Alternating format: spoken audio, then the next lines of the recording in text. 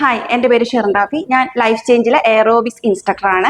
ഇതെൻ്റെ ക്ലയൻ്റാണ് George sir. Sir, life ചേഞ്ചിലെ എയറോബിക്സ് ക്ലാസ്സിൽ ജോയിൻ ചെയ്തിട്ട് ഉള്ള ആഫ്റ്റർ ആൻഡ് ബിഫോർ എക്സ്പീരിയൻസ് ഒന്ന് ഷെയർ ചെയ്യാമോ?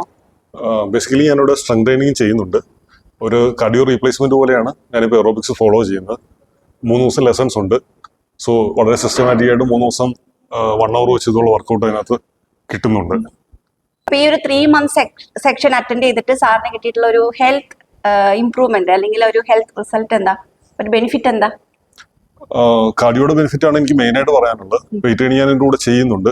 പക്ഷേ വെയിറ്റ് ട്രെയിനിങ്ങിൻ്റെ കൂടെ സാധാരണ ജിമ്മിൽ കാർഡിയോ ചെയ്യുമ്പോൾ ഒരു പ്രോബ്ലം എന്ന് പറഞ്ഞു കഴിഞ്ഞാൽ ഈ 1 മണിക്കൂർ കണ്ടിന്യൂസ് ആയിട്ട് അവിടെ നിന്ന് ചെയ്യാനായിട്ടുള്ള ബോറടി ഉണ്ട്.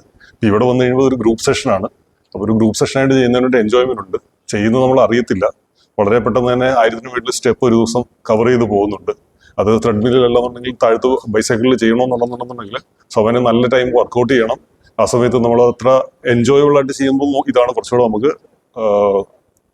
എളുപ്പത്തിൽ അല്ലെന്നുണ്ടെങ്കിൽ ചെയ്യാൻ പറ്റുന്നത്.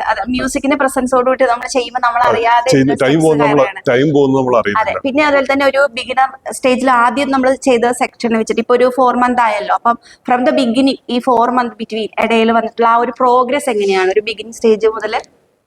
തുടക്കം ശരിക്കും പറഞ്ഞാൽ വന്ന സമയത്ത് വളരെ വളരെ ചെറിയ സ്റ്റെപ്പുകൾ വെച്ചിട്ടാണ് സ്റ്റാർട്ട് ചെയ്തത്.